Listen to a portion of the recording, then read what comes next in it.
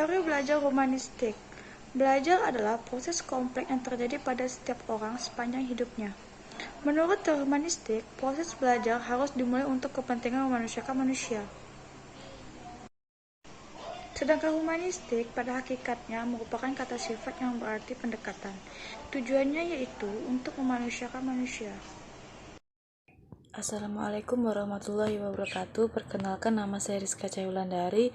Baiklah, saya akan melanjutkan presentasi dari Tasya, yaitu tentang prinsip tokoh teori belajar humanistik.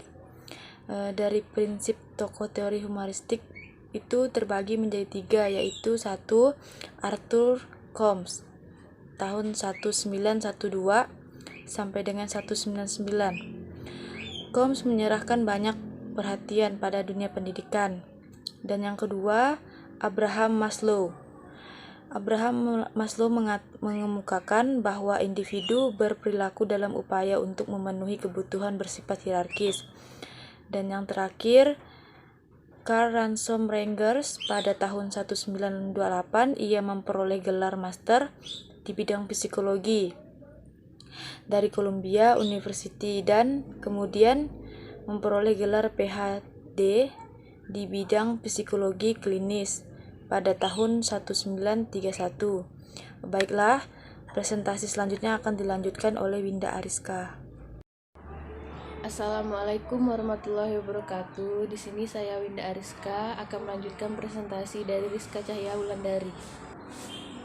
Implikasi teori belajar humanistik. Guru sebagai fasilitator. Caranya sebagai berikut. Yang A, fasilitator sebagai memberikan perhatian kepada pencipta suasana awal, situasi kelompok, atau pengalaman kelas.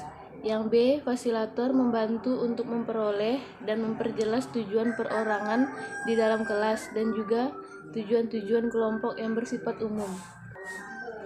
C, dia mempercayai adanya keinginan dari masing-masing siswa untuk melaksanakan tujuan-tujuan yang bermakna bagi dirinya sebagai kekuatan pendorong yang tersembunyi di dalam belajar yang bermakna tadi. D, dia mencoba mengatur dan menyediakan sumber-sumber untuk membantu mencapai tujuan mereka. Yang E, dia menempatkan diri sebagai suatu sumber yang fleksibel untuk dapat dimanfaatkan oleh kelompok. Yang F, di dalam menanggapi ungkapan-ungkapan di dalam kelompok kelas dan menerima baik isi yang bersifat intelektual dan sikap perasaan dan mencoba untuk menanggapi dengan cara yang sesuai baik bagi individu ataupun bagi kelompok. Yang G, bila mana cuaca menerima kelas telah mantap, fasilitator berangsur-angsur dapat berperan sebagai seseorang siswa yang turut berpartisipasi seseorang individu seperti siswa yang lain.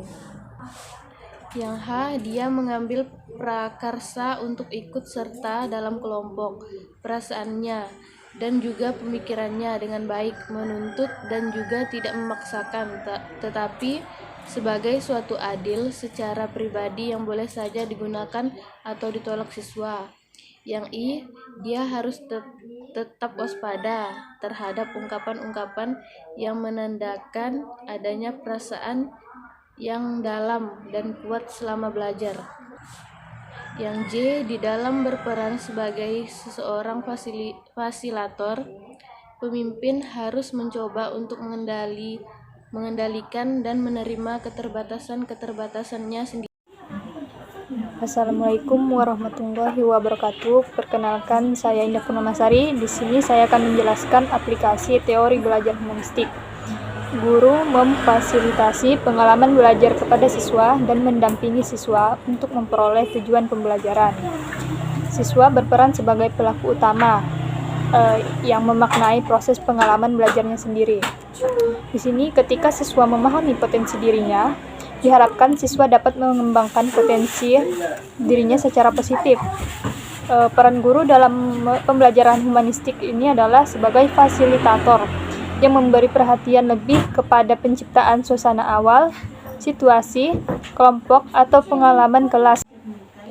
Di samping itu, fasilitator melaksanakan tujuan yang bermakna, mengatur dan menyediakan sumber-sumber untuk membantu mencapai tujuan mereka, menempatkan dirinya sebagai suatu sumber yang fleksibel, mengambil prakarsa untuk ikut serta dalam kelompok dalam suatu proses pembelajaran di kelas. Sekian dan terima kasih.